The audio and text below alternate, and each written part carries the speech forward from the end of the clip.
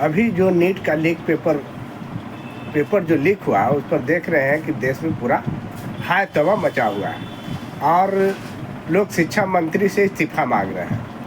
तो मेरा कहने का तात्पर्य है कि भाई अगर नीट पेपर लीक नहीं होता और अगर आप परीक्षा देते जैसे कि आपने दिया था और मान लो कि आप पास कर जाते, तो आप पास कर जाते तो डॉक्टर बनते और डॉक्टर बनने के बाद क्या ज़रूरी थी कि नौकरी लग ही जाता। जो आप इतना बवाल मचाए हुए हो। दूसरी बात कि अभी जो पेपर लीक हो गई है तो आप को समय भी मिल गया है। कोई दोस्त यार पूछता था, आप बोलते क्या करें यार, बहुत बढ़िया से एग्ज़ाम दिए थे लेकिन पेपर लीक हो गया। तो आपको और पढ़ने का मौका मिल गया, बेहतरी करने का मौका मिल गया। माँ बाप भी परिवार से कहते हैं कि क्या करें, मेरा बेटा तो पेपर दिया था लेकिन पेपर लीक हो गया।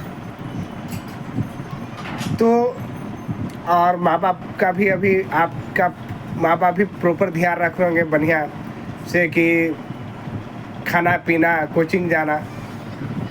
अगर मान लो कि आप पास हो जाते, अगर आप फेल कर जाते तो माँ बाप आपको ध्यान देते, बोलते कि पेपर लीक हो गया है, ये ना बोलते कि मारो दिन भर निठल्ला घूमता है और फेल कर गया है।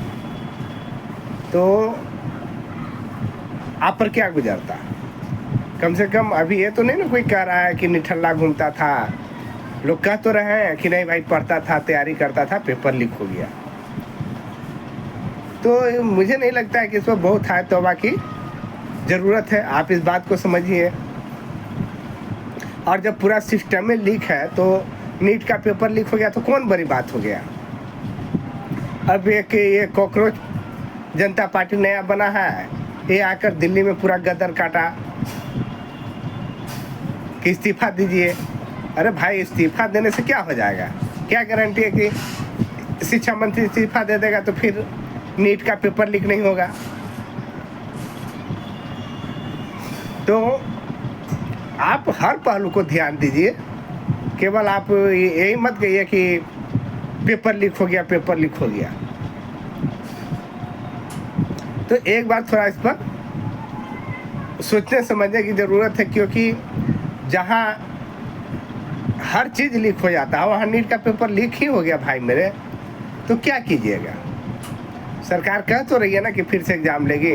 हाँ, अब कोई ज़रूरी नहीं है कि ये नहीं लीक हो, लेकिन ऐसे तो बोली है कि सेना के माध्यम से एग्ज़ाम लेगी। अब देखिए आगे क्या होता है।